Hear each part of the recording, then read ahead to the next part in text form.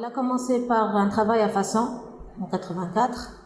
وبشوية elle a évolué. On a intégré depuis 2020 le développement de la marque Simone Perel en Tunisie pour toutes les usines de groupe.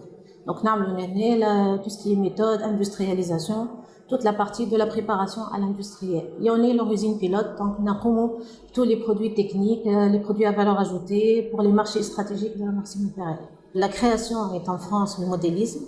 Le prototypage, les études, le chiffrage ou la création des dossiers techniques, l'explication des modes opératoires pour la phase de production ou la vérification de la gradation du patronage.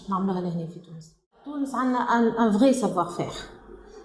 Tout ce qui est marché de haut de gamme ou premium, on a vraiment notre chance. On ne doit plus être dans la course des prix.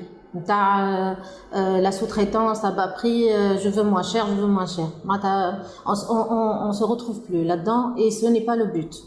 Elle ne s'arrêtera jamais, la course du prix, et ça sera en dépit de quelque chose. Si on veut vraiment respecter les travailleurs, respecter les normes, nos lois sociales sont favorables à la santé et à la sécurité des travailleurs, contrairement à certains pays où on peut être certifié conforme aux lois du pays, mais réellement, les gens ne sont pas dans des conditions favorables au travail. Donc, en Tunisie, nos lois sont favorables aux travailleurs, et heureusement, et nous, pour respecter et pour y arriver, il faut avoir de la valeur ajoutée. On doit avoir une forte agilité, un apport humain qui est très important, une intelligence.